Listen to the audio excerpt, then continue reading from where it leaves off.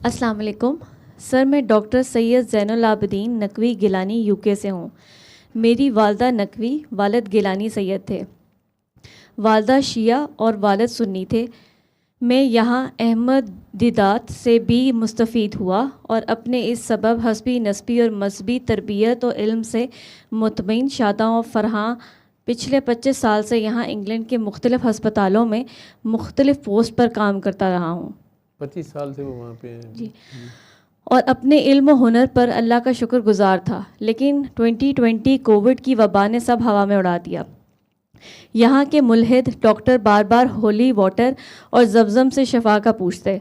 करीब था कि सालों का संभाला ईमान और तकवा भी गुम हो जाता, लेकिन ये आपकी वीडियोज़ और सूरह रहमान का पैगाम था जिसने नई सोच, नई ज़िंदगी दी। यहाँ बहुत से डॉक्टर दोस्तों से डिस्कशन रही, बल्कि बताना शुरू कर दिया। लेकिन आपके एक पुराने सेमिनार जो अल्लामा इकबाल मेडिकल कॉलेज में हुआ था, वहाँ शेख जायद हस्पताल की एक British trained surgeon doctor Tariq Bangash को सुना, जो बता रहे थे कि लेडीज़ हस्पताल के लिवर ट्रांसप्लांट सेंटर लीड्स हस्पताल के लिवर ट्रांसप्लांट सेंटर के आईसीयू का हेड डॉक्टर मार्क बल्मी अपने आईसीयू में मरीज़ों को सूरह रहमान सुनाता है, और इस आईसीयू का नाम ही अब गॉड्स आईसीयू पड़ गया है। तजस्सुस और इश्तियाक के हाथों मजबूर होकर डॉक्टर मार्क बल्मी से जा मिला। इसने अजब सवाल कर दिया कि हाँ, मुझे कुछ और डॉक्टर्स हजरात ने भी आकर पूछा है, बल्कि पाकिस्तानी डॉक्टर जावेद की भेजी हुई एक लेडी डॉक्टर भी मेरे पास आई थी, डॉक्टर मरियम गई थी और मेरा डाटा मांग रही थी। मैं तो सुना ही रहा हूँ, लेकिन आप सबको मेरा बताने वाला डॉक्टर बंगिश क्या अब ख़ुद भी अपने मरीज़ों को सुना रहा है या नहीं? फिर एक तंजिया मुस्कुराहट के साथ मेरी आंखों में आंखें डालकर वो खुद ही बोला, I am sure he will not do this himself there. यानी मुझे यकीन है कि डॉक्टर बंगिश ख़ुद अपने आईसीयू में अपने मरीज़ों को ये नहीं बता रहा होगा। वो ज़्यादा लिफ्ट नहीं करवा रहा था, बल्कि इसकी आखिरी सरगोशी नुमा बात आज भी मुझे झंझोड़ देती है। Doctor Jain, take care, we are almost completing our circle. I am afraid may be doomsday approach suddenly, and by that time we reach the truth, as now we are seeking it badly. So consider believers in front of the Lord, and by that time you people turned out to be non-believers. वो मुझे बरामदे में शर्मिंदा छोड़कर दूर चलता गया, और मैंने पागलों की तरह लाहौर शेख जायद हस्पताल में किसी पुराने दोस्त को तलाश करना शुरू कर दिया, और बिला आखिर डॉक्टर बंगिश के करीब साथी तक जा पहुंचा। इसने बताया कि डॉक्टर बंगिश सूरह रहमान से इलाज किसी को बताते तो नहीं, लेकिन इससे मुत्तफ़िक और मुतारफ़ भी हैं, बल्कि बाबा जी के मुत्तफ़िक और मोतरफ़ भी हैं, तारीफ़ भी करते हैं उसकी, बल्कि बाबा जी के दरबार पर भी जा चुके हैं। लेकिन इन्हें आपकी धमाल और काकियों के साथ पर बहुत एतराज़ है। यहाँ से फिर मैं डगमगा गया हूँ। मैंने ख़ुद भी इस पर बहुत सोचा है, नहीं समझा जा सका। आप गुस्सा ना कीजिएगा, बल्कि अगर मेरा ये तवील मैसेज आप तक पहुँच जाए और मुनासिब समझें तो किसी दुआ सेशन में मुख्तसर नहीं, बल्कि इस तरह तफसील से समझा दें। क्या सूरह रहमान ही इलाज के लिए काफ़ी नहीं है, बल्कि फ़ालिज और जहनी मरीज़ वालों के लिए भी कसीदा बुर्दा शरीफ ही क्यों, इसमें भी मौसीकी है।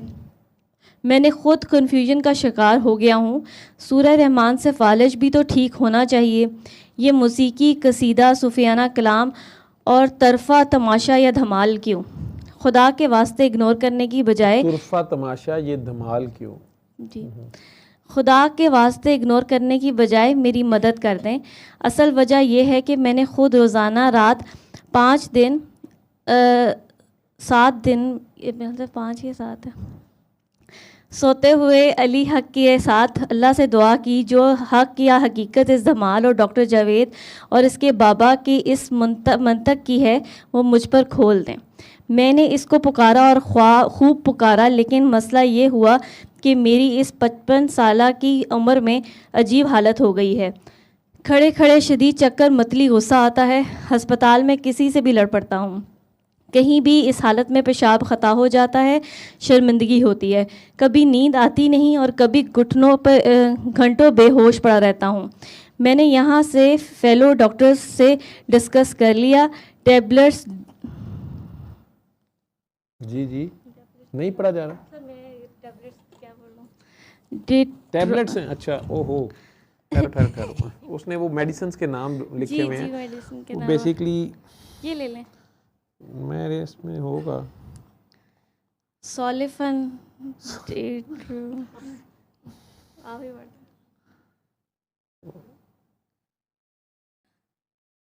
उन्होंने कहा कि मैंने उसको पुकारा और खूब पुकारा, लेकिन मसला ये हुआ है कि मेरी इस 55 साल की उम्र में अजीब हालत हो गई है। खड़े खड़े अचानक शदीद चक्कर, मतली, गुस्सा आना शुरू हो जाता है। हस्पताल में किसी से भी लड़ पड़ता हूँ, कहीं भी इसी हालत में पेशाब खता हो जाता है। बल्कि वो कह रहे थे कि मैं सर्जरी करते करते थिएटर में 1-2 बार ऐसा हो गया है, वो मेरे कंट्रोल में नहीं होता, मुझे समझ नहीं आती है। तो वो सारे हॉस्पिटल में, इज़ अ सर्जन, तो वो दूसरे डॉक्टर्स भी इन्वॉल्व हो गए कि यार ये क्या है। डॉक्टर्स तो हैं, तो शर्मिंदगी होती है, कभी नींद आती नहीं और कभी घंटों बेहोश पड़ा रहता हूँ। मैंने यहाँ सब फेलो डॉक्टर से डिस्कस कर लिया है। डेट्रूसिटॉल, सोलिफिन, ट्रिप्टानोल, रिस्पेरिडोन, सर्ट्रलिन, यू नो इट, मैं सब खा चुका हूँ। साइकेट्रिस्ट और यूरोलॉजिस्ट सब ने हाथ जोड़ दिए। मैं जानता हूँ मेरे से कोई बड़ी गलती हुई है। आपको बाबा जी ने भी कहा था सैयदों का ख्याल करना, प्लीज़ हेल्प मी। मैंने आपसे कुछ नहीं छुपाया, मुझे यकीन है मैंने कोई गलत बात आप या बाबा जी के बारे में नहीं की, बस हकीकत जानने का शौक़ था। ऊपर से मार्क बल्मी के लफ्ज़ हर वक्त दिमाग में गूंजते हैं कि हम तो हकीकत और सच की खोज के इस दायरे के सफ़र में वापस असल की तरफ पलट कर करीब आ गए हैं कि हक़ को पा जाएं, क्योंकि हम हक़ की तलाश में हैं। और ये ना हो कि मोहलत पूरी हो जाए और क़यामत बर्पा हो जाए और हम हक़ को पा जाएं और ईमान वाले कहलाएं, और तुम लोग जो अपने तई हक़ वाले हो, शक और वसवसों के हाथों डगमगा कर मुर्तद गिने जाओ। ये खौफ और एहसास मुझे मारे दे रहा है। चाहे कितना भी वक्त लगे, चाहे पूरा दुआ सेशन इसी पर करना पड़े, लेकिन मुझे सब में से निकाले, मैं हाथ जोड़ता हूँ। ये डॉक्टर साहब वहाँ सीनियर डॉक्टर हैं।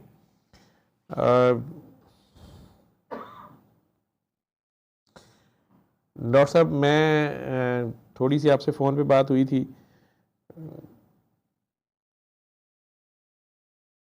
मुझे उम्मीद है ये अभी जो धमाल और अली हक वाली हुई है, इसको अगर आपने देखा या बाद में देख भी लेंगे, अगर लाइव नहीं भी देख रहे थे, आई विश कि आप लाइव देख रहे हो।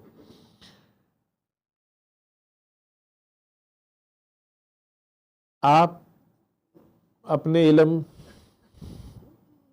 अपनी ज़िंदगी, अपनी स्किल्स, उसमें जिस पीक पे थे, आप खुद एतराफ़ कर रहे हैं कि 2020 में जब कोरोना आया या कोविड आया, और वहाँ पर मेरे समेत सारी दुनिया के डॉक्टर्स जो हैं उससे लड़ने के लिए फ्रंट पे थे, और दूसरी तरफ एक खौफ भी था, और हमारे पास कुछ भी नहीं था उसके मुकाबले में।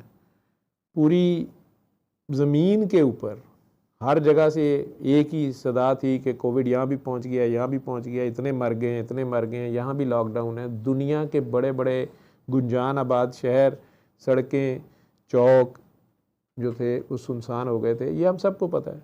और आप खुद ही कह रहे हैं कि उस वक़्त के जो आपके वहाँ एथिस्ट डॉक्टर्स थे, वो मजाक उड़ाते थे कि होली वाटर वेटिकन से जो लाते हैं लोग, या क्रिश्चियंस का भी जो कॉन्सेप्ट है कि उससे ठीक हो, या जमज़म का वाटर कहाँ है।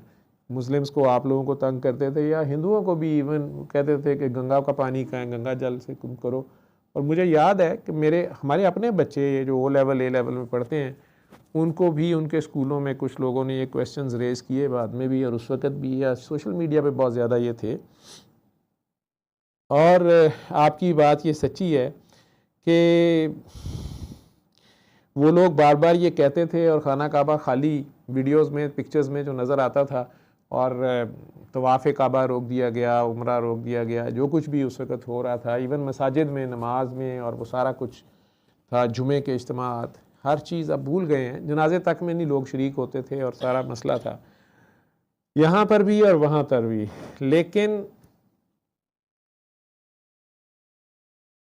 आप कह रहे हैं कि उस वक़्त की जो मेरी लाइव की वीडियोस थी या सूरह रहमान का पैगाम था, इसने आपको एक नई सोच या नई ज़िंदगी दी और वहाँ डिस्कशन भी हुई और आपने अपने फेलो डॉक्टर्स को भी ऑफ़र किया और वहाँ अप्लाई करना शुरू किया और आपने धड़ाधड़ मेरी वीडियोस देखना शुरू की। उसमें कोई वीडियो पुरानी थी, 2017 की है, वो इलामा इकबाल मेडिकल कॉलेज की वीडियो जो थी, जिसमें डॉक्टर तारिक बंगिश साहब का आप कह रहे हैं अल्लाह ने आपको एक राह दिखाई उस मुश्किल वक्त में। वो वक्त जब आप लोगों को जो नहीं भी अल्लाह को मानते थे, आखिर में वो भी अल्लाह को पुकारना शुरू हुए थे। मेरे सामने ऐसे एथेस्ट या ऐसे लोग थे जो जब खुद कोविड में फंसे और अगर उन्हें शिफा आई तो उन्होंने कहा नहीं, मुझे अल्लाह ने बचाया, मैं किसी दवाई से नहीं बचा या किसी चीज़ से नहीं बचा। बड़े बड़े पढ़े लिखों ने भी ये किया, आप भी वहाँ थे। अब आप उस शौक में, आपको उसमें डॉक्टर तारिक मंगेश का आप नाम ले रहे हैं, बिल्कुल उन्होंने उस सेमिनार में आके, वो वैसे इनवाइटेड मतलब एज ए गेस्ट थे वो, लेकिन स्पीकर नहीं थे, उन्होंने खुद ही रिक्वेस्ट की, ऊपर आए और उन्होंने ये वाक़या हम सब के साथ शेयर किया कि चंद साल पहले जब वो वहाँ ट्रेनिंग कर रहे थे इंग्लैंड में लिवर ट्रांसप्लांट सेंटर में, वहाँ पर उस आईसीयू में जब उनकी ड्यूटी लगी तो उन्हें समझ नहीं आती थी कि ये हल्की आवाज़ में मरीज़ों के कानों में क्या लगा होता है।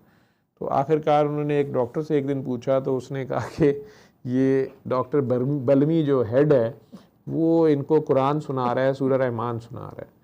और फिर इन्होंने इसे कंफर्म भी किया, लेकिन उन्होंने ये वाक़या सुनाया, लेकिन उन्होंने कहा कि डॉक्टर उस वाक़े में ही बता रहे थे कि वैसे वो इस पर डिस्कशन नहीं करता, बात नहीं करता, लेकिन उसकी आईसीयू में लगता है और वो पेशेंट उस आईसीयू में शिफ्ट किए जाते हैं जिनको अब मेडिकली अब कुछ नहीं हो सकता। तो उस आईसीयू में उन पेशेंट्स को शिफ्ट करके, जो एक किस्म के डंप किए होते पेशेंट्स हैं, उनके ऊपर वो सुनवाता है। और उस आईसीयू का नाम हस्पताल वालों ने आहिस्ता आहिस्ता नर्सेज से लेके डॉक्टर्स में सूरह रहमान सुनवाने की वजह से नहीं, उन्हें नहीं पता वो क्या करता है अंदर, लेकिन वहाँ जो रिजल्ट्स मरीज़ों पे आए हैं कि वो हैरान कुन तौर पे बहुत से मरीज़ जो ठीक हुए हैं, तो उन्होंने उस आईसीयू का नाम गॉड्स आईसीयू रख दिया। ये डॉक्टर तारिक बंगश साहब ने उस वक्त उस टेस्टिमोनी एक दी थी। मैंने भी वो जब बात किया उनसे सुना, वहाँ पर मेरा एक बड़ा पुराना दोस्त है एमरजेंसी मेडिसिन में, गैस्ट्रोएंटरोलॉजी में, डॉक्टर जावेद इश्तियाक, मैंने उसे रिक्वेस्ट की कि यार वो डॉक्टर बलमी से मिलो या मेरी बात करवा देना, या मैं उससे पूछना चाहता हूँ। और उन्होंने उससे, जावेद ने शायद लीड्स में काम भी किया हुआ है, वो गया, लेकिन उसने कहा कि यार वो नहीं मिला या वो मिलना नहीं चाह रहा, वो कहता है मैंने इस टॉपिक पे नहीं मिलना। मैंने फिर कुछ अरसे के बाद डॉक्टर मरियम जमील थी, मेरी काकी हैं, अब ज़रा कम आती हैं, बड़ी बिजी हैं आजकल बच्चों के साथ, उस वक़्त अभी वो यूके में ही काम कर रही थी, उससे मैंने बात की तो मरियम वहाँ चली गई, शायद खातून होने की वजह से या वैसे, उसने उसको मिल लिया और उसे पूछा कि तुम क्यों आई है। उसने स्ट्रेट फॉरवर्ड, मैंने से कहा था मेरा बता देना, उससे कहा कि इस तरह डॉक्टर साहब हैं लाहौर में जावेद, और वो आईसीयू में ये सुनवाते हैं और मुख्तलिफ पेशेंट्स पे, लेकिन हम अपने मुल्क में इससे पब्लिश नहीं कर सके। और मरियम को ये गलती उससे हो गई या उसको मेरी बात समझ नहीं आई, इसने उसे ये कह दिया कि आपका जो डाटा है हमें दे दें। डाटा कोई भी साइंटिस्ट अपना नहीं देता। वो इससे थोड़ा सा ऑफेंड हो गया, उसने कहा मैंने तो डाटा नहीं देना, तुम लोग अपना डाटा छाप दो, ठीक है। लेकिन उसने पूछा पहले, तो इसने मेन क्वेश्चन ये था कि इसने उसे पूछा कि आपको कहाँ से ये आइडिया मिला या क्या कर रहे हैं। तो उसने कहा मैं सऊदीया में पोस्टेड था और रियाद में मुझे ये बात पता चली थी, ठीक है। ईयर वो वही बता रहा था जब मैं रियाद में था। आई डोंट नो कि उसको उसके साथ किसने डिस्कस किया, मेरी तो मीटिंग उससे नहीं हुई, लेकिन बहरहाल 2 साल वो वही हैं जब मैं भी उस हॉस्पिटल में था जहाँ की वो बात कर रहा है।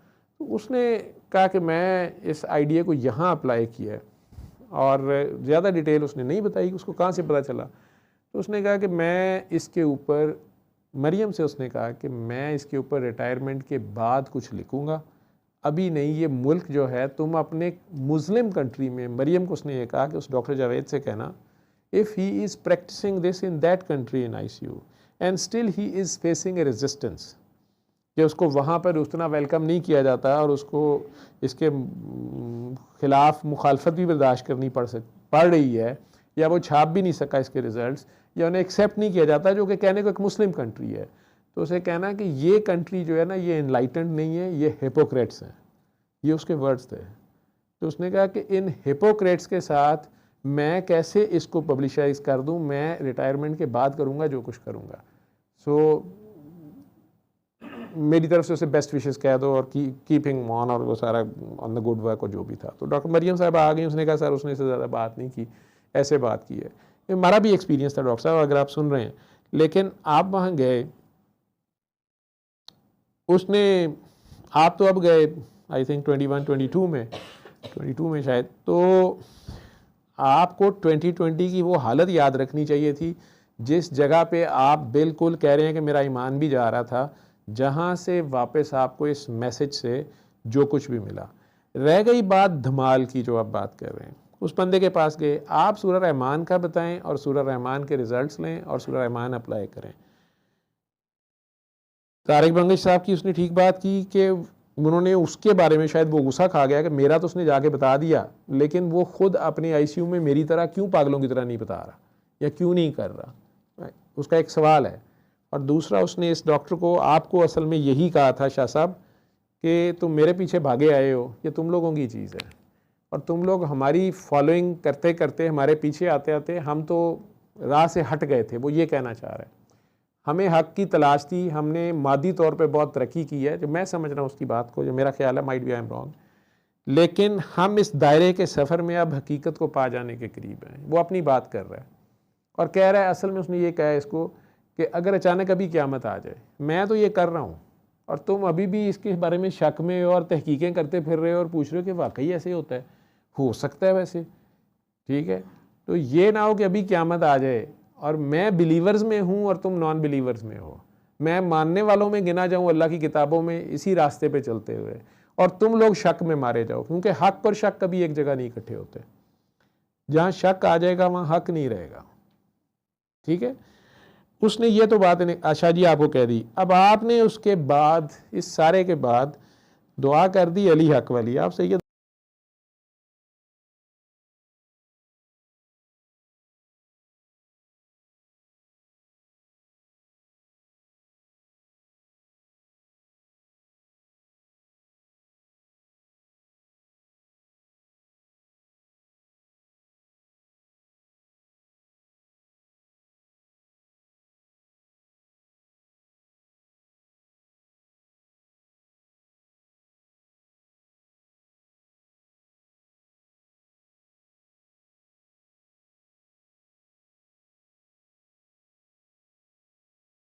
सवाल कि सूरह रहमान ही क्यों नहीं और कसीदा बुर्दा शरीफ भी फालिज वाले के लिए क्यों, या धमाल क्यों, जब बाकी काम सारा सूरह रहमान कर रही है। आपने अली हक किया, अल्लाह करीम आपको उसका जवाब दे, आप पे बात खोल दे, लेकिन असल में आपका प्रैक्टिकल शुरू हो गया।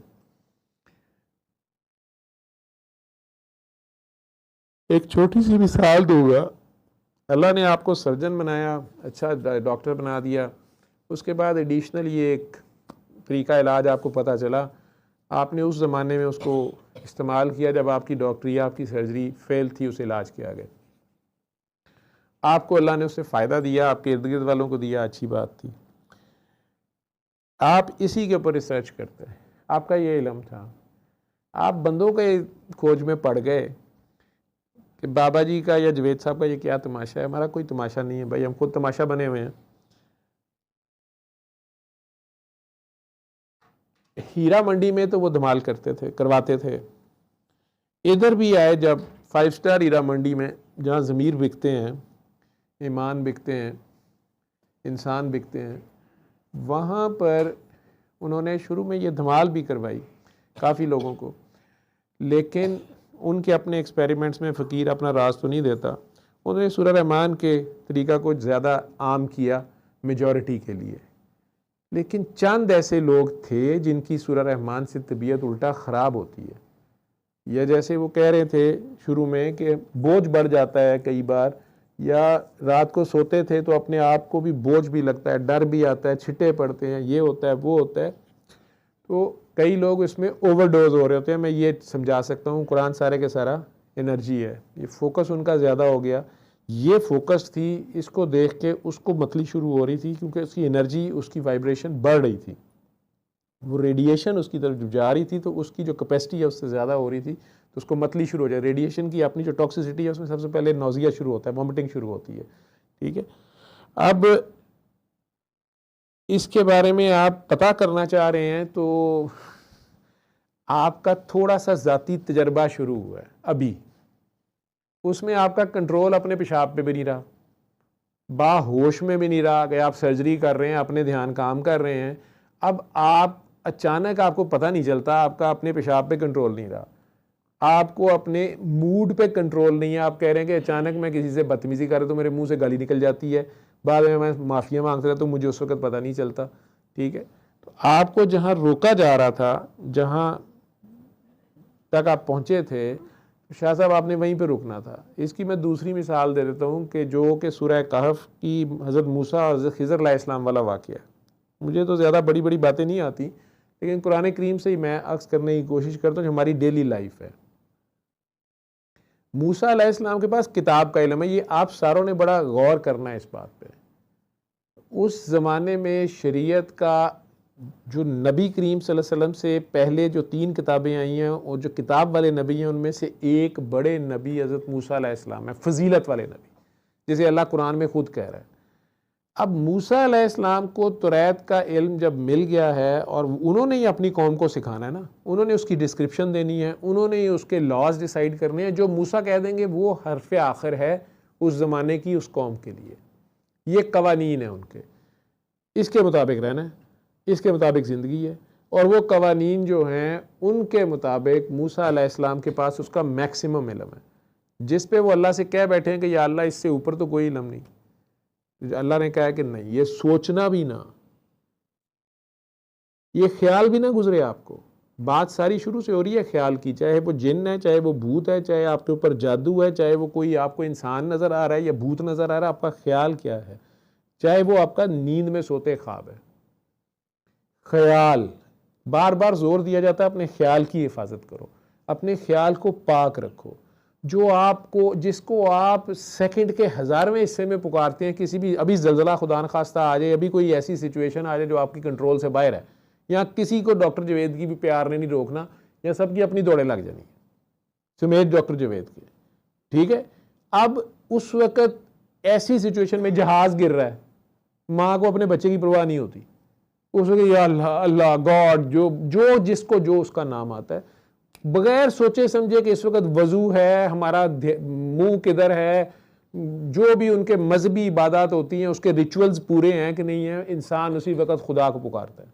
जैसे कोरोना में आप पुकारना शुरू हुए थे, जब बिल्कुल आपके गर्दनों तक आ गया था ना कि मौत आ गई है, तो सारों का यही हाल था। अब जब आप उस अल्लाह को पुकारते हैं, जहाज गिर रहा है 30,000 फीट की बुलंदी से, कभी अल्लाह ने कहा कि नहीं यार मेरे अपने छोटे छोटे बच्चे हैं, या मेरी अम्मी अभी इजाज़त नहीं दे रही, या मेरा अब्बा नाराज़ हो जाएगा तो उधर क्या करने गया था। उसने तो कभी नहीं कहा ना, वो लम यलिद व लम यूलद होके आपसे मिलता है। आपको जब वो पुकारता है किसी हक की जगह पे खड़े होने पे, तो आप कहते हैं मेरी जान चली जाएगी, मेरे बच्चे क्या करेंगे, मेरी अम्मी अब्बा नाराज़ होंगे। हक के रास्ते पे कौन खड़ा होता है? लेकिन जो रब और हक के लिए फिर खड़े होते हैं या हक के लिए चलते हैं, तो वो फिर उसके साथ लम यलिद व लम यूलद की दोस्ती लगाते हैं। यही रब के साथ दोस्ती है। क्यों सफ़ीउल्लाह साहब, आपका कोई बेस्ट फ्रेंड है? हाँ जी, कोई बेस्ट फ्रेंड है? आपका बेस्ट फ्रेंड वो होता है कि जिस वक्त आप किसी परेशानी में हो, आपको रात के 2 बजे पुलिस वाले पकड़ लें, खामखा रास्ते में रोक लें, या थाने ले जाएं, या कोई डाकू चोर आ गए चले गए, आप जिसको सबसे पहले फ़ोन करेंगे उस मुसीबत में, आपको ये कॉन्फिडेंस होता है कि वो आएगा या वो मेरी मदद करेगा। वही होता है ना बेस्ट फ्रेंड। और अगर वो आगे से बहाने लगाए तो फिर उससे दोस्ती रहेगी उसके बाद? नहीं। और वो आपके लिए आ जाए रात के 3 बजे थाने में, आपके ऊपर पुलिस ने झूठा ही पर्चा काटा हो कि ये बाइक गाड़ी में शराब की बोतल लेके जा रहा था, साथ एक टॉयफ भी थी, लेकिन आपको पता है कि वो मेरा दोस्त जो है वो, उसको पता है कि मैं ऐसा नहीं हूँ, आपने उसे बुला लिया है, उसको भी तो पुलिस अंदर कर सकती है ना, उस पर भी इल्ज़ाम लग सकता है। लेकिन अगर कोई ऐसा बेस्ट फ्रेंड है जो उस मुसीबत में आपको पता है, आपने उसी को फ़ोन करना है ना, कि इस उम्मीद पे कि वो मेरा बेस्ट दोस्त है, वो आएगा, और वो आ जाए।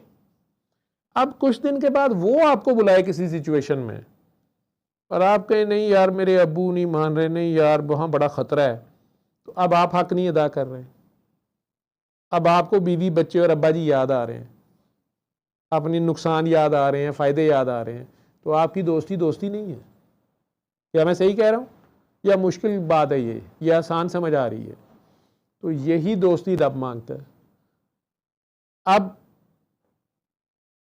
मूसा अलैहिस्सलाम को ये कह दिया गया कि मूसा, आपको जो बता दिया गया है आप इस पे रहें, लेकिन इल्म इससे भी ऊपर है, ठीक है, इल्म इससे भी ज़्यादा है। तो आपके ख्याल में भी इस तरह की बातें ना आए कि मैं सबसे टॉप पे आ जाऊं या मेरे से आगे इल्म किसी का नहीं है।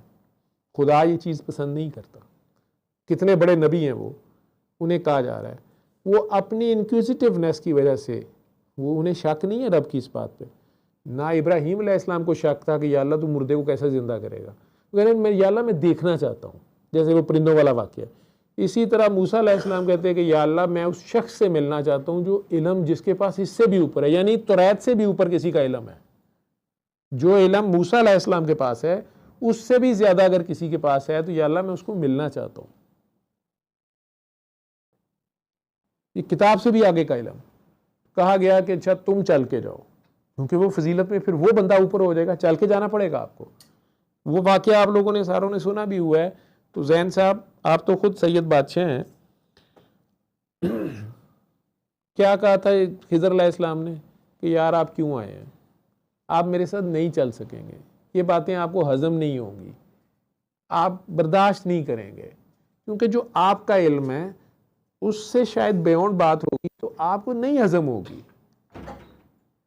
उन्होंने कहा नहीं मैं जानना चाहता हूं। तो उन्होंने एक ही शर्त रखी कि तुम्हें सबमिट करना पड़ेगा, तुम्हें सरेंडर करना पड़ेगा, तुम्हें फिर चुप करके मानना पड़ेगा, मेरे पे सवाल ना रखना, मेरे पे एतराज़ ना करना, मेरे काम में रुकावट ना डालना, क्योंकि मैं जो कर रहा हूँ मैं भी अल्लाह के हुक्म से कर रहा हूँ।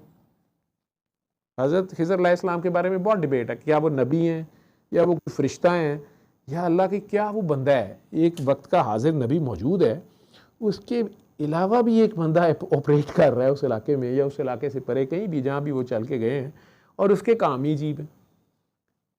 वक़्त के नबी को, जो साहिब किताब नबी है, उसको कह रहा है कि यार तुम्हें मेरी बात नहीं हज़म होगी, ये इल्म नहीं तुम्हें समझ आएगा, ठीक है। बहरहाल चले गए। पहले स्टेप पे ही मूसा अलैहिस्सलाम बोल पड़े। जब वो कश्ती दरिया से पार की है और कश्ती के अंदर उन्होंने सुराख कर दिया, मूसा अलैहिस्सलाम ने कहा जी बच्चे छोटे हैं, उनकी कश्ती है, उन्होंने दरिया पार कराया, हमारे से मेहरबानी की, आपने सुराख कर दिया। मैंने कहा तुम जो बात नहीं जानते, तुम्हें मैंने कहा था कि तुमने मेरे काम में इंटरफेयर नहीं करना। उन्होंने कहा सॉरी मुझे एक चांस दे। आगे गए हैं, वो शहर ऐसा है, ऐसे कोई बद इखलाक शहर है कि कोई उन्हें खाना नहीं खिला रहा, कोई मुसाफिरों की कोई आओ भगत नहीं है, मुसाफिरों को कोई रास्ता तक बताने पे तैयार नहीं है, पानी भी मांग रहे हैं तो वो नहीं कोई पिला रहा। आखिरकार दोनों थक के एक दीवार के साए में बैठ गए। वहाँ पे भी बंदा निकला है, उसने कहा मेरी दीवार के साए में क्यों बैठे हो, उठो यहाँ से। वहाँ से भी उठना पड़ गया, हालांकि उसका क्या जा रहा है अगर साए में बैठे हुए हैं, और वो दीवार गिर रही है। तो अब खिज़र अलैहिस्सलाम उस दीवार को जो है सपोर्ट लगाना शुरू कर देते हैं। मूसा अलैहिस्सलाम इतराज़ करते हैं कि यार ऐसे बदतमीज़ लोग हैं, ऐसे बदइखलाक लोग हैं, और ऊपर से ये दीवार के साए में हमें बैठने नहीं दे रहे, आप इनकी गिरती दीवार को सपोर्ट कर रहे हैं, बचाने की कोशिश कर रहे हैं। उन्होंने कहा मैंने तुम्हें कहा था ये काम नहीं करना, तुम्हें मेरे काम में इंटरफेयर नहीं करना। तीसरी जगह पे वो एक बच्चा गली में खेल रहा है, बहुत प्यारा छोटा बच्चा मासूम, और खिज़र अलैहिस्सलाम अचानक उसको कत्ल कर देते हैं। इस पे तो मूसा अलैहिस्सलाम चीख ही उठते हैं, कहते हैं मैंने इससे आगे जाना ही नहीं है, मैंने भी इल्म हासिल नहीं करना, मुझे छुट्टी दे दें, मुझे हजम ही नहीं हो रही है बातें कि आपने मासूम बच्चा कत्ल कर दिया, मुझे तो नहीं समझ आ रही, अब मुझे सिर्फ समझा दें, बाकी मैंने जाना है। जिस पे उन्होंने उन्हें वजाहत की कि यार वो कश्ती जो थी वो आगे जाके बादशाह एक पकड़ रहा था, यानी अगले बादशाह ने कहीं जंग पे जाना था। जैसे हमारे यहाँ पे नहीं वो वैगने बसें पकड़ लेते हैं अगर अपोजिशन का जलसा कैंसिल करना हो, या ट्रालर बेचारे सारे कंटेनर उनके पकड़ लेते हैं और रोक लेते हैं, तो ट्रालों वाले आपस में एक दूसरे को बोले आगे फट दे पे जाती भेजो, ठीक है। तो वो जो कश्ती थी, उन्होंने कहा मैंने उसमें इसलिए सुराख किया था कि वो बादशाह कहा जी ना करे, मैं डिस्टर्ब हो रहा हूँ, कि वो कश्ती आगे बादशाह पकड़ रहा था, उसने जंग पे शायद लेके जाना था। अगर वो कश्ती में सुराख ना हो तो वो कश्ती काबू आ जाएगी। वो बच्चे अपनी रोज़ी रोटी कमा रहे हैं, मैंने उनमें सुराख इसलिए किया है कि वो बादशाह देखेगा कि ये तो डैमेज्ड कश्ती है, तो इसको जंग में नहीं लेके जाएगा, इनकी बचत तो हो जाएगी, बल्कि यही कश्ती है इन्हें ज़्यादा आमदन होगी। लेकिन देखने में उनकी नई कश्तियाँ मैंने सुराख कर दी एक साइड पे या डैमेज कर दिया। दीवार का किस्सा ये था कि वो बंदा तो बदतमीज़ था, या वो शहर वाले तो बदतमीज़ थे, लेकिन एक यतीम बच्चे का माल उस दीवार के नीचे था। अभी वो बच्चा छोटा है, फिलहाल मैंने उस दीवार को सपोर्ट कर दिया। ये अपने वक्त पे फिर गिरेगी, उस वक्त वो बड़ा हो गया होगा, वो अपना माल वहाँ से नीचे से जो दरियाफ्त होगा उस पर कब्जा कर लेगा, ये अपना हिस्सा ले लेगा, उसके बाप ने वहाँ की दफनाया हुआ यतीम है वो। तीसरा बच्चा मैंने इसलिए कत्ल कर दिया है कि इसके माँ बाप बहुत नेक हैं, लेकिन ये बच्चा जो है इसको शैतान ने शैतानी काम पे लगा दिया और इसने बड़े होकर बड़ा हरामी काम, इसने हरामी होना है और ये माँ बाप को बदनाम करेगा, उनको भी, वो इसके पीछे जलील होंगे। मैंने इसको मार दिया। अब अल्लाह ने गवाही हज़रत खिज़र की दी हुई है और ये कहा हुआ है कि यार वो मेरा ही बंदा है और उसका इल्म जो है वो तुम्हारे इल्म से भी ज़्यादा, किताब के इल्म से जो हज़रत मूसा अलैहिस्सलाम के पास है उससे भी ज़्यादा है। अगर अल्लाह ने गवाही ना दी हो तो फिर तो मूसा अलैहिस्सलाम ये शायद एक्सप्लेनेशंस माने ही ना, लेकिन चूंकि खुद अल्लाह ने उन्हें गवाही दी है, उन्हें माननी पड़ी है। हमें सूरह कहफ क्यों सुनाई जाती है? उसमें गार वाले लोगों का भी किस्सा है। कहते हैं मौला हुसैन ने कूफा वालों को उस नेज़े पर भी ये सुनाई। उस गार वालों का भी किस्सा है कि वो 309 साल के बाद भी वापस आ गए।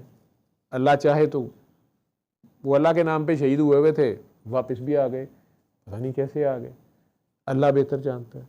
फिर जुल्करनैन बादशाह का भी किस्सा, जिसका आजकल बहुत जोर है कि वो पोर्टल्स उसने क्रॉस किए नहीं किए, वो एक अलग कहानी है।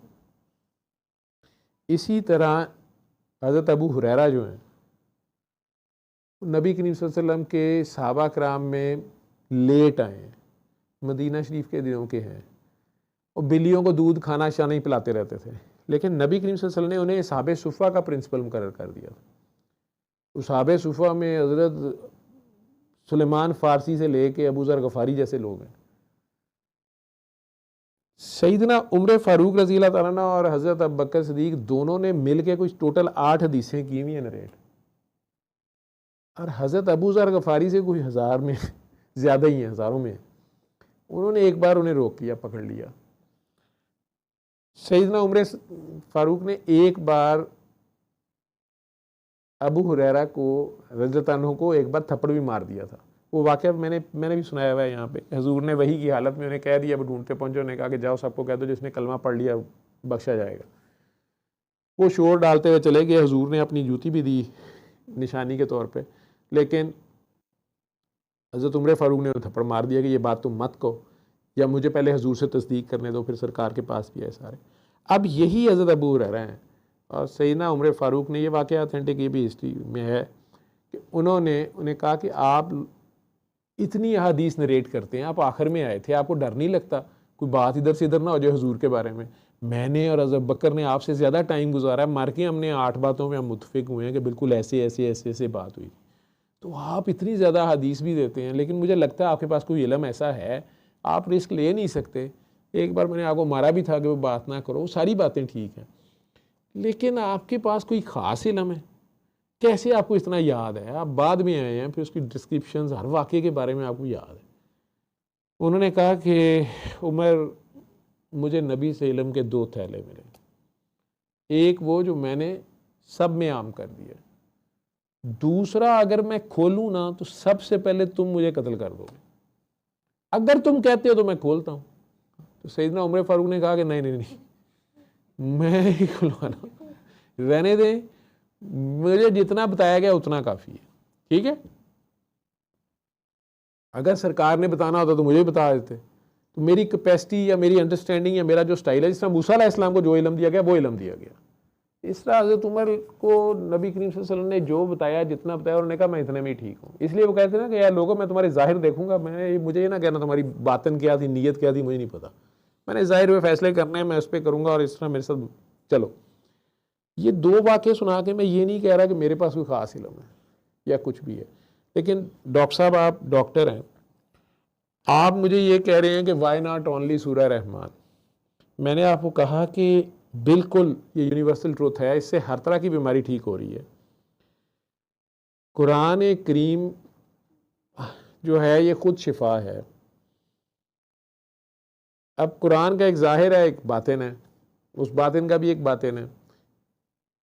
मैं इन चीज़ों में भी नहीं जाता, मज़हब को मैं नहीं उधर ज़्यादा जाना चाहता। मैं एज ए डॉक्टर ही आपसे बात करता हूँ कि अगर किसी की कुरान करीम सुनते हुए तबीयत ख़राब हो रही है, या कुरान करीम पढ़ने से तबीयत ख़राब हो रही है, या उसकी कैफियत ऐसी हो रही हैं कि उसके ऊपर कई लोग ये रुकिया से इलाज करते हैं, और जिन लोगों की रुकिया से तबीयत ख़राब होती है वो कहते हैं इस पर जिन्न है या भूत है या जादू है या नॉन मुस्लिम जिन्न है या जादू है या कुछ है। हर एक का अपना इल्म है।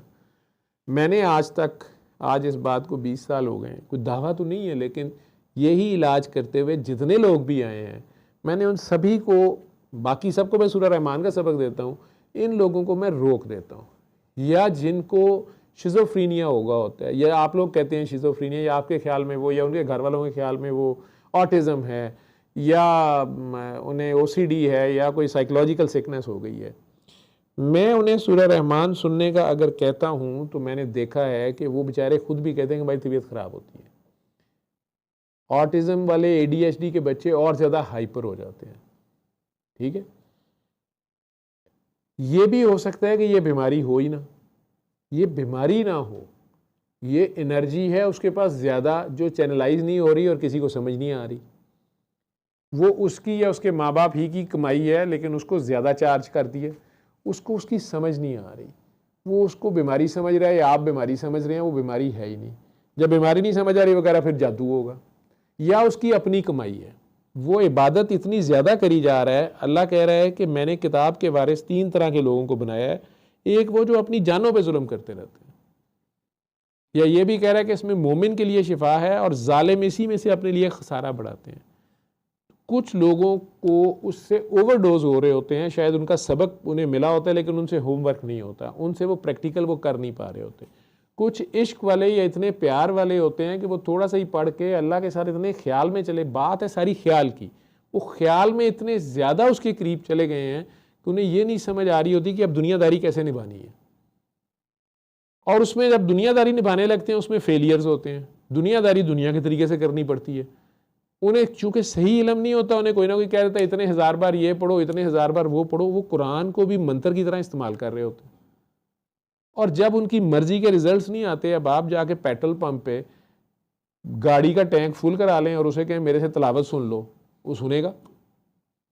उल्टा डंडे पकड़ के सीधे हो जाएंगे कि जनाब पेट्रोल निकाल लें या पैसे निकाल लें।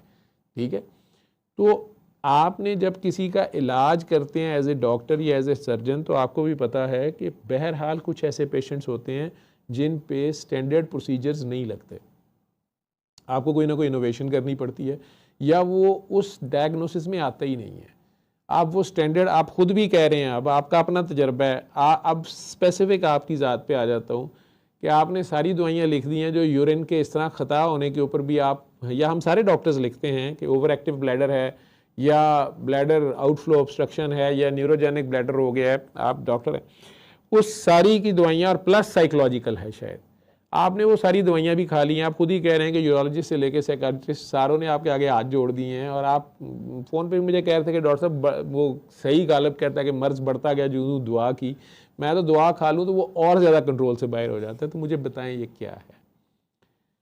आपने अल्लाह से कहा था मुझे बताएं ये क्या है। तो आपका ज़ाती तजर्बा शुरू हुआ है अभी डॉक्टर साहब, और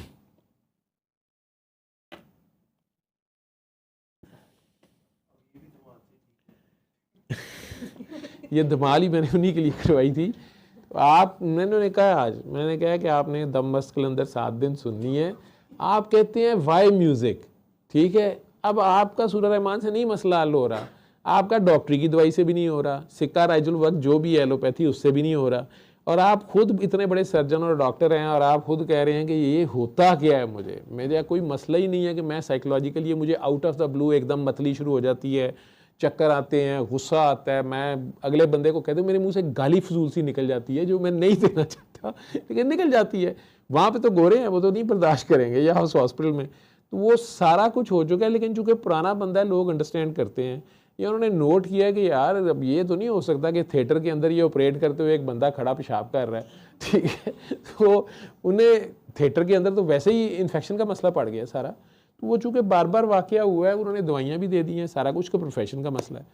तो डॉक्टर साहब आपने दम मस्क अंदर सुबह दोपहर शाम 7 दिन सुननी है। आई विश कभी आप पाकिस्तान आए, अपना एक्सपीरियंस शेयर करें, जहाँ जो कुछ जहाँ से अल्लाह आपको गुजारेगा आप ही बताएं धमाल किया है, मैंने क्या बतानी, मुझे तो पता कोई नहीं है। ये पागलों का इलाज है यार, ये पागल के तरीके से है। यानी एक बंदा है वो अपने होश में नहीं है, उसको सूरह रहमान सुनने के लिए मैं कहता हूँ आंखें बंद करो, वो आगे से आंखें भी नहीं बंद कर रहा, सुन भी नहीं रहा, हंसी जा रहा है, या वो कहता है इसको बंद करो। ये ऐसी भी हालत हो जाती है, बड़े ब्लास्फेमस किस्म के वो कमेंट्स दे देते हैं, मुंह से उनके गालियाँ निकल जाती हैं। उन लोगों के लिए है नहीं, उनकी तबीयत ख़राब होती है, बाहर को भागते हैं उठ के। उनमें से कईयों को मैं ये करने को कह देता हूँ, इसको ऐसे समझें, मेरा तो इलाज करना मकसद है, मैं इसकी कोई मजहबी तोजी नहीं दे सकता, ना मैं इसे मजहब कह रहा हूँ, मैं एक तरीका इलाज कह रहा हूँ।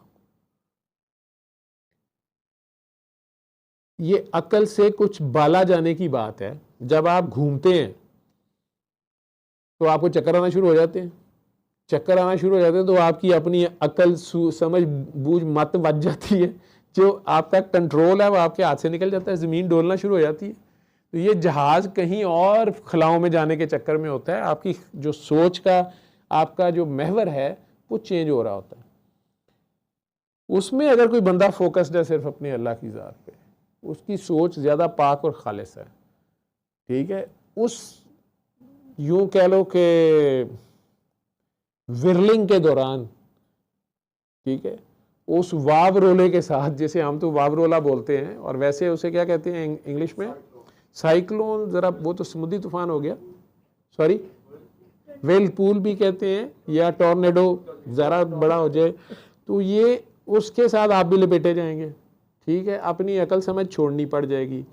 मेरी बेटी जब ओ लेवल कर रही थी, मैं आज भी मैं ये बात सोची जा रहा, मैं उसका जिक्र भी करते हुए मुझे डर आता है, उसने करबला की कहानी पढ़ ली, वहाँ पे उसके साथ जो क्लास फेलोज़ थी, टीचर थी, आपस में वहाँ कोई डिस्कशन हुई, मुझे याद है कि उसको बुखार हो रहा था बहुत ज़्यादा और वो ठीक नहीं हो रही थी, कोई समझ नहीं आ रही थी, दवाइयाँ उसको भी दी गई।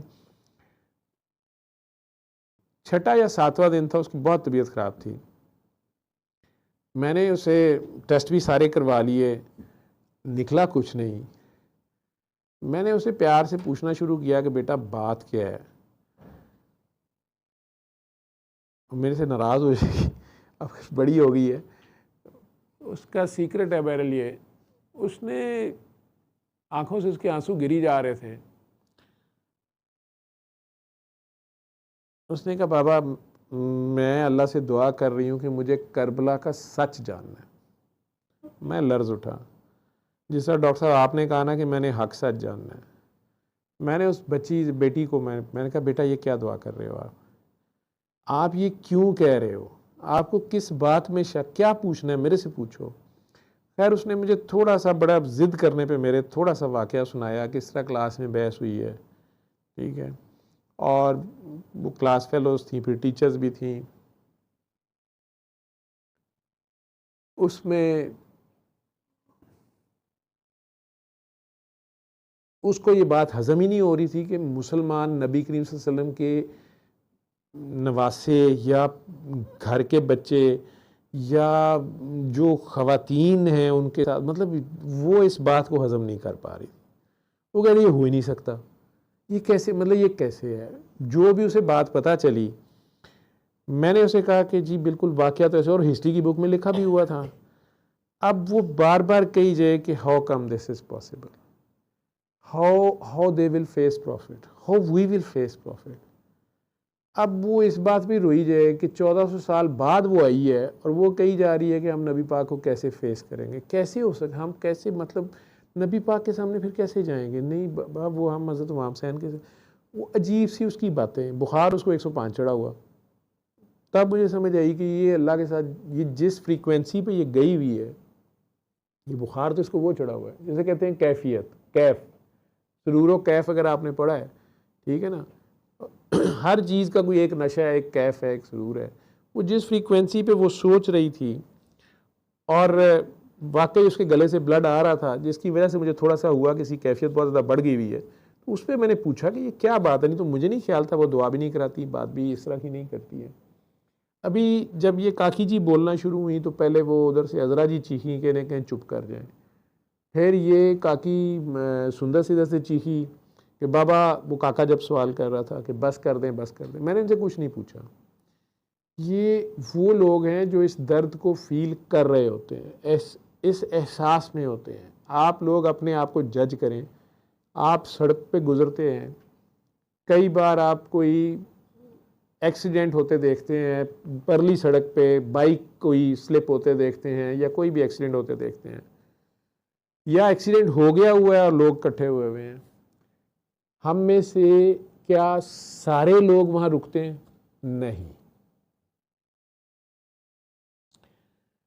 कुछ लोग जो रुकते हैं वो बाइक या गाड़ी से उतरते नहीं है, बस थोड़ा सा स्लो करके वो चले जाते हैं।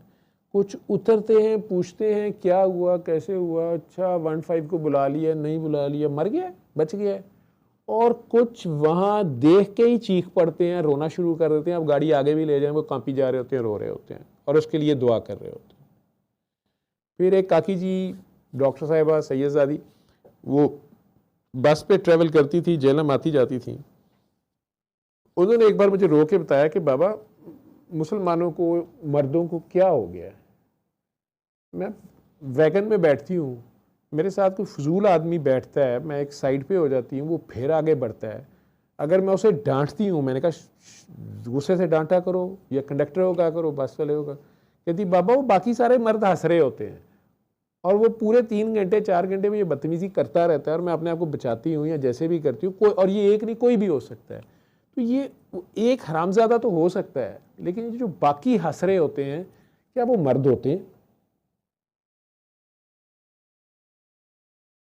कभी कभार कोई एक मर्द बोल पड़ता है, उसको डांटता है, तो मैंने देखा है थोड़ा सा फर्क पड़ता है। लेकिन कई बार वो आगे से उसे कहता है तेरी बहन लग दी है, तो वो उस बात पे उसे मारना शुरू, तो पागल ही हो जाते हैं। तो अगर मैं बहन लग भी जाऊं उसकी, या वो मुझे बहन समझ ले, तो क्या हो जाएगा, वो उसको गाली समझता है। ये क्या सोच है?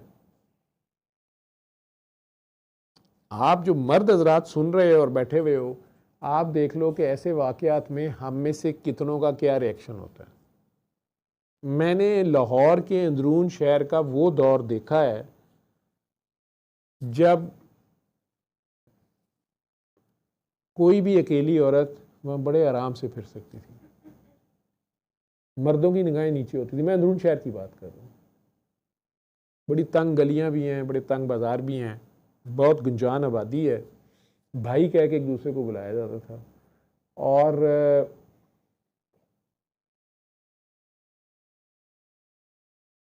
कोई भी औरत गुजर सकती थी वहाँ से, उसके बारे में कॉन्सेप्ट और थे।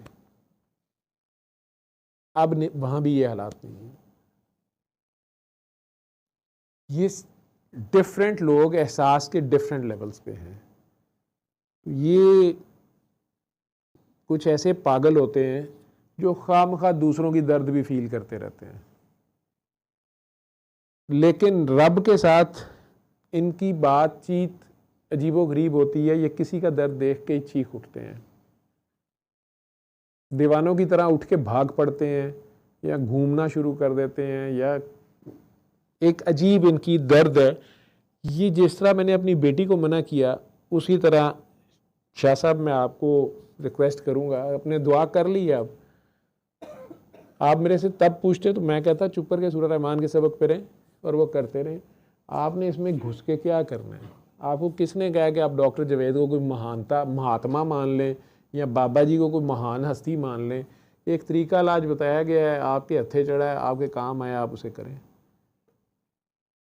अदरवाइज़ आप इस प्याज को छील के इसमें से क्या निकालेंगे? रिसर्च करनी है तो गोरे से रिसर्च के पैटर्न्स पे आके कर लें। आपको पता चलेगा जब वक्त आएगा कि इंसानी जिस्म से कैसी कैसी लहरें निकलती हैं। ये रेडिएशन या गैमा रेज कितनी फ़ायदेमंद भी हैं, कितनी नुकसानदेह भी हैं। उसकी अपनी रेडिएशन एक ख़ास हद से बढ़ जाए तो उसका क्या असर होता है, उस गिर्द गिर्द वालों को क्या होता है। ये इंसान जब इस चीज़ तक पहुँचेगा पाएगा तो हमारी बहुत सी बातें आपको समझ आएंगी। मैं ज़्यादा समझने के चक्कर में होता नहीं, ना समझा सकता हूँ। एक तरीका इलाज है वो कर रहा हूँ, ये सब के लिए नहीं है, ये चंद के लिए है। कसीदा बुर्दा शरीफ में म्यूज़िक है, बिल्कुल है। वो हम इसीलिए तो कहते हैं कि वो फालज वाले या ज़हनी अमराज के मरीज़ जो सूरह रहमान पे कंसंट्रेट नहीं कर सकते। कुरान की एक अपनी हुर्मत है, कुरान का एक अपना प्रोटोकॉल है। अल्लाह डिमांड कर रहा है कि जब कुरान पढ़ा जाए उसे तवज्जो और यकसुई से सुनो ताकि तुम पे रहम कर दिया जाए, और रहम रहमान ही करता है। ये अल्लाह का अपना कहना है। लेकिन अगर एक मरीज़ है उसकी ज़हनी हालत ही ऐसी नहीं है, उस पर शरीयत लगती ही नहीं है, चलें आपके ख्याल में वो शिज़ोफ्रीनिया, ओसीडी या बाइपोलर का पेशेंट है, उसे जिन भूत जादू उसने बनाया हुआ, वो जी पागल है जी, साइको है, तो भाई उसको कुरान आप सुनाएं और वो उठा के उसको फेंक दे या कहे इसको बंद करो या कुछ करो, फिर आपको गुस्सा चढ़ेगा। या आप उसे कह रहे हैं इसको मुअद्दबाना सुनो, वो नहीं सुन रहा, वो इधर उधर देख रहा है, उसका कसूर नहीं, आपका कसूर है, उसके लिए वो इलाज नहीं है। लेकिन फालज हो गया, एक बंदा पैरालाइज हो गया, तो बस हमने उसका एक तरीका बता दिया, आपका हजम होता है, दिल करता है आपका कर लें, नहीं करना आप ना करें। बाकी अदरवाइज इसकी वैसे रिसर्च करें, आप इसकी खोज करें। उसमें आपने बड़ी दुआ मांग ली है तो आप कहते हैं कि मैंने इसके या अल्लाह मेरे पे हक खोल, तो वो आपका सेल्फ प्रैक्टिकल शुरू हो गया। ठीक है, उस सेल्फ प्रैक्टिकल में से जब आप गुजरेंगे, अल्लाह करे आप हक तक पहुंच जाएं, जितनी भी आप पे बात खुलेगी, तो इतना मुझे पता है कि आपके सामने अगर कोई कहेगा ना कि मैंने ये बात जाननी है, तो आपने उसे कहना कि यार चुप कर जा। ठीक है, क्योंकि बलमी ने आपको असल में यही कहा था, उसने कहा था कि मानने वाली बात है, इसको चुप करके मान जाओ।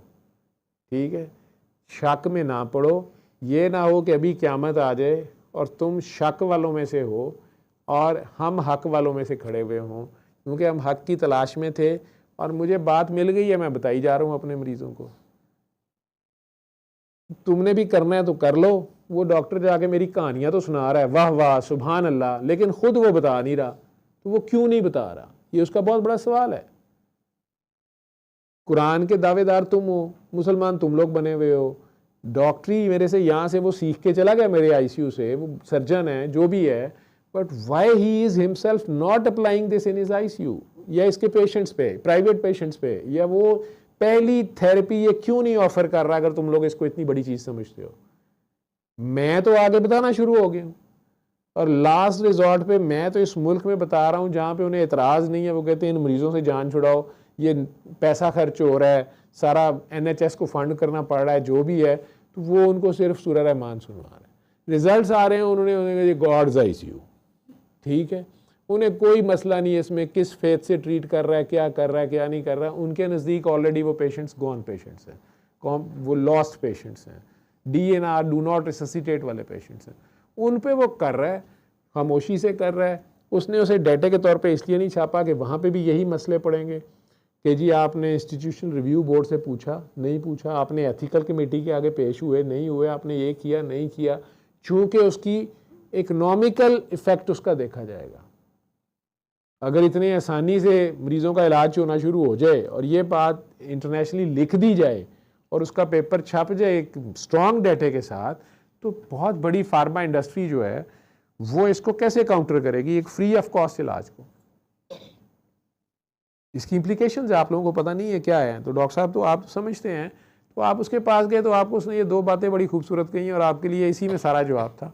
उसके बाद भी आप बंगश साहब तक पहुँचे, बंगश साहब ने आगे से आपको धमाल का उस बंदे ने सुना दिया।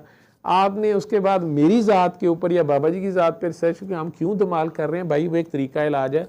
अगर आपने इस स्कूल में, इस कॉलेज में दाखिला लेना है, तो ज़ाहिर बात है आप 25 सालों में सर्जन बने हैं, जिस चीज़ के भी जहाँ तक भी पहुँचे हैं, वो पहले दिन तो नहीं किसी ने आपको छुरी पकड़ा दी थी इंग्लैंड में, धक्के खा के पहुँचे हो ना। शुरू में तो अपेंडिक्स ही कराते थे आपसे, किसी ने आपसे APR नहीं करा दिया होगा, या कोई और मेजर सर्जरी नहीं कराई होगी, या बेल रॉथ सर्जरी नहीं कर दी होगी, वो आपके साथ उन्होंने कहा होगा ये बाद में, ये प्रोसीजर आप बाद में करना, ये पैंक्रियाटिक सर्जरी, ये सारी फलां, ये फिर होगा।